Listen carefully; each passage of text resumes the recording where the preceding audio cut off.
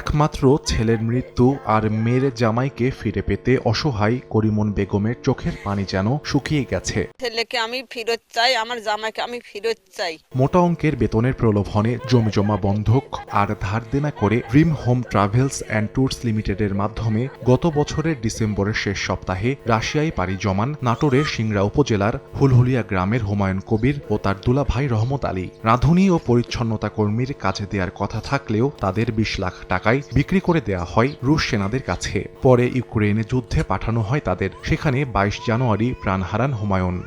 সাংঘাতিক যুদ্ধ, আমরা টিকে থাকতে পারি না এক মিনিটও। আমি পোলায় ছিলাম দেখে আমি পাইছি।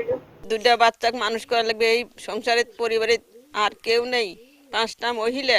এখন স্বামীকে হারিয়ে 1 বছরের মেয়ে কৃতিকে নিয়ে অনিশ্চিত ভবিষ্যৎ তারা খাতুনের। আর যমুনা খাতুন অপেক্ষায় তার স্বামীর। নন্দাই যে বেঁচে আছে তাকে সই সালামত পাঠিয়ে দেন এবং আমার স্বামী যে মারা গেছে তার লাশটা যেন বাংলাদেশে আসে, এখানে আসে। এই সরকারের কাছে আমার আবেদন, ক্ষতিপূরণ চাই এবং দালালেদের তাদের কঠিন থেকে কঠিনতম শাস্তি আমরা আবদার করছি। আমার হাজবেন্ড ফোন দিয়ে বলে যে আমাদের যুদ্ধে নিয়ে গেছে জোরপূর্বক ভাবে, যে তোমার ভাই আমার কোলে মারা গেছে।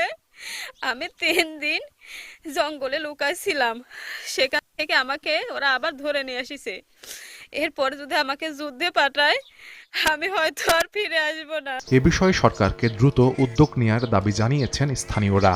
ড্রিম হোম সার্ভিস একটা প্রতারক চক্র, এই চক্রের মাধ্যমে দেশ থেকে অনেক লোকজন এই রাশিয়াতে পৌঁছায় এবং তারা অধিকাংশই মৃত্যুর মুখে ঢলে পড়ে। লাশটা যেন দেশে আনা যায় এবং এই প্রতারক চক্রের সঙ্গে যিনারা জড়িত তাদের বিচারের দাবি আমরা করছি। এ বিষয়ে dream home travels and tours লিমিটেডের সঙ্গে যোগাযোগের চেষ্টা করা হলেও পাওয়া যায়নি।